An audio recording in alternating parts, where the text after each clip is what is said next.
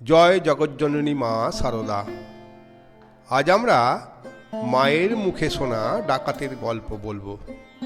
আপনারা জানেন এটা আমাদের ধারাবাহিক, তাই আগের পর্বগুলি যারা দেখেননি তাদের সাবস্ক্রাইব করে দেখে নেবার জন্য অনুরোধ জানাচ্ছি। তো চলুন শুরু করি আজকের ভিডিও।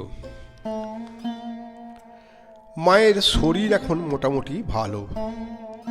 তিনি চলে এলেন দক্ষিণেশ্বরে। মন্দিরের কর্তা শম্ভুবাবু এখন শ্রী শ্রী মা সারদা এবং শ্রী শ্রী ঠাকুরের ভীষণ ভক্ত। তিনি বিবেচনা করলেন নহবত ঘরটি এমনই ছোট যে মায়ের পক্ষে স্বচ্ছন্দে থাকা সম্ভব হচ্ছে না। তাই তিনি শীঘ্রই মন্দিরের কাছে কিছু জমি 250 টাকায় মৌরসি করে নিলেন। শালকাঠের বড় বড় গুঁড়ির সাহায্যে সুন্দর একখানি চালাঘর বানিয়ে দিলেন শ্রী শ্রী মায়ের জন্য। মাতা এই ঘরে থেকে শ্রী শ্রী ঠাকুরের রুচি অনুযায়ী রান্না করে মন্দিরে গিয়ে তাকে খাইয়ে দাইয়ে ফিরে আসতেন চালাঘরে। মাঝে মাঝে ঠাকুরও ওই চালাঘরে আসতেন এবং কিছু সময় কথাবার্তা বলে আবার মন্দিরে ফিরে যেতেন। কিছুদিন পর আবার মাকে ওই চালাঘর থেকে এনে শ্রী শ্রী ঠাকুরের ঘরে থাকতে হলো। এই সম্পর্কে শ্রীশ্রীমা নিজেই বলেছেন, পরে কাশীর একটা প্রাচীন মেয়ে আমাকে ও বাড়ি থেকে নহবতে আনালো। তখন ঠাকুরের বাড়াবাড়ি অসুখ, সেবার কষ্ট হচ্ছে, বাজছে গিয়ে গিয়ে মলদ্বার হেজে গেছে। আমি নহবতে এসে সেবা করতে লাগলো। এরপরে শ্রীশ্রীমা 4-5 বার জয়রামবাটি গিয়েছেন। শ্রী শ্রী ঠাকুরও জয়রামবাটিতে শ্বশুরালয়ে গিয়েছেন বেশ কয়েকবার। একবার শ্রীশ্রীমা জয়রামবাটি থেকে দক্ষিণেশ্বরে আসছেন। তার সঙ্গে গ্রামের ভূষণ মণ্ডলের মা আর কয়েকজন বর্ষীয়সী গ্রাম্য মহিলাও আছেন।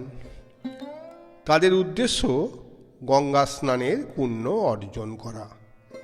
সেই সময়ে তার সঙ্গে কামারপুকুরের লক্ষ্মী দিদিও ছিলেন শিবুদাও।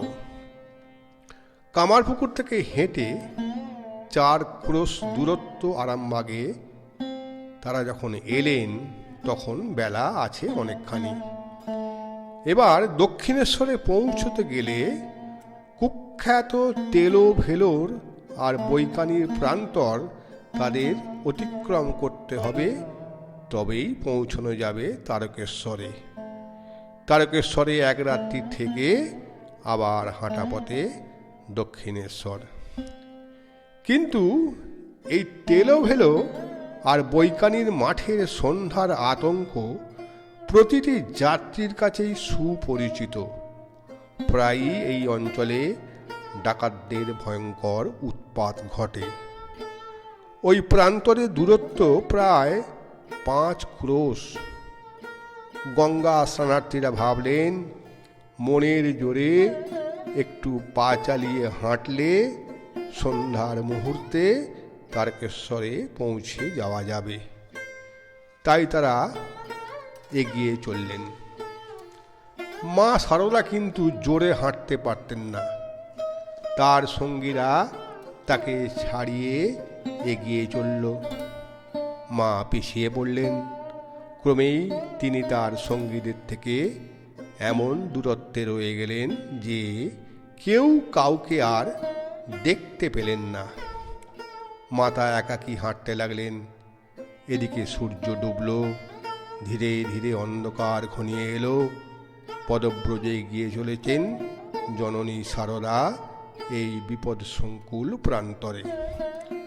ভাবছেন হয়তো আর খানিকটা এগিয়ে গেলেই দেখা যাবে তারকেশ্বর।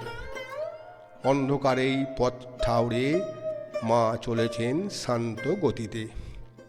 হঠাৎ মায়ের কানে ভেসে আসে এক ভয়াবহ শব্দ তরঙ্গ, কঠিন পদধ্বনি। তিনি থমকে চেয়ে দেখেন দীর্ঘ বলিষ্ঠাকৃতি এক পুরুষ এগিয়ে আসছে তাঁরই দিকে। অন্ধকারে তার হাতে রূপোর বালা চকচক করছে, তার হাতে লাঠি, মাথায় ঝাঁকড়া চুল, আঁধারে ছেয়ে গেছে চারদিক। মায়ের বুঝতে বাকি থাকে না যে এ হলো সেই বিখ্যাত তেলো ভেলোর মাঠের ডাকাত। বজ্রকণ্ঠে ডাকাত প্রশ্ন করল, কোন দিকে যাবে?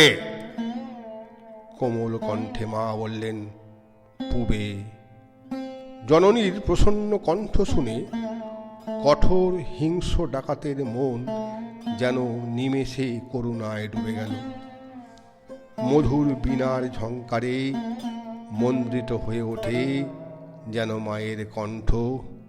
বলেন, বাবা, আমার সঙ্গীরা সব হারিয়ে গেছে, আমি যে পথ হারিয়েছি বাবা।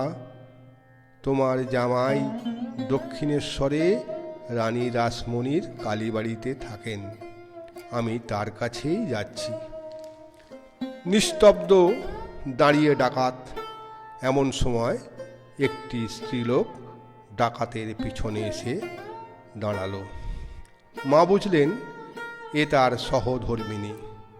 তিনি সঙ্গে সঙ্গে ডাকাত সহধর্মিণীর হাত দুটো ধরে শিশুর মতো অত্যন্ত সরল কণ্ঠে বললেন, মা, আমি তোমার মেয়ে সারদা। কি বিপদেই না পড়েছিলুম মা, তোমরা যদি এসে না পড়তে। যেন কোনো মহাশক্তির রূপ পেল মায়ের কণ্ঠ। জাদুকরের স্পর্শ পেয়ে গেল। ধন্য ডাকাত, ডাকাতনি, ডাকাত গৃহিণীর মন বাৎসল্য রসে আপ্লুত হল। কন্যা স্নেহে মুগ্ধ ডাকাত এবং তার স্ত্রী অভয় দান করে সঙ্গে নিয়ে এলো। তেলেভেলো গ্রামের একটা ছোট্ট দোকানে তারা সারা রাত কাটালো। মুড়ি মুড়কি কিনে মাকে খেতে দিল তারা। লাঠি হাতে সারা রাত কুটির দ্বারে পাহারা দিল মায়ের ডাকাত বাপ। স্নেহরসে ভূমিতলে নিজের আঁচল বিছিয়ে শয্যা দিল ডাকাত মা। ধন্য হয়ে গেল ডাকাত দম্পতির জীবন। জাতিতে তারা বাগদি, কিন্তু এখন যেন সারদা সত্য সত্য তাদেরই নিজের পেটের সন্তান। যেন হারানো কন্যাকে ফিরে পেয়ে তাদের সারা জীবনের যা কিছু শূন্যতা ছিল তা আজ পূর্ণ হয়ে গেল। ভোর হলো, ভোরের আলোয় আবার শুরু হলো পথ চলা। এবার আর মা একা নন, সঙ্গে তার এক রাত্রির পাতানো ডাকাত মা বাপ। দেখতে দেখতে কোথা থেকে ছুটে এলো অন্যান্য তীর্থ সঙ্গিনীর দল। ক্লান্তিতে শ্রান্তিতে অবসন্ন হয়েছিল তারাও সবাই। এবার বিদায় নেবার পালা। ডাকাত মা, ডাকাত বাবা তারকেশ্বরের পথে অনেক দূর পর্যন্ত এগিয়ে এলো। ডাকাত মা পথের পাশে ক্ষেত থেকে কলাই তুলে নিয়ে বলল, নে সারদা, এই কড়াইশুঁটি খেয়ে নে, খিদে পেয়েছে না তোর? কোন জাদু মন্ত্রে সব যেন বদলে গেল। ক্ষণিকের দর্শন যেন যুগ যুগের সম্পর্ক রচনা করে দিল আজ। বিদায়ের মুহূর্তে ডাকাত বাবা কেঁদে বলে, মাগো, যদি পায়ের বেড়ি সঙ্গে স্ত্রী আমার না থাকতো তাহলে তোমাকে নিজেই দিয়ে আসতুম জামাই বাবার কাছে। কাঁদেন মা সারদা, কাঁদে তার ডাকাত মা বাপ। কান্নার সাগরে ডুবে গিয়ে মা সারদা বললেন, এসো তোমরা দক্ষিণেশ্বরে ঠাকুরের কাছে এসো। পরবর্তী সময়ে তারা সত্যি সত্যি অনেক জিনিসপত্র নিয়ে দক্ষিণেশ্বরে তাদের এই মেয়েকে দেখতে এসেছিল। একবার নয়, বেশ কয়েকবার। জননী সারদার পাতানো ডাকাত মা, ডাকাত বাবা কালের ইতিহাসে অমর হয়ে রইল। আজ এই পর্যন্ত। কেমন লাগছে মায়ের ধারাবাহিক? ভালো লাগলে লাইক কমেন্ট করবেন। মা আপনাদের ভালো রাখুন, সুস্থ রাখুন। ধন্যবাদ।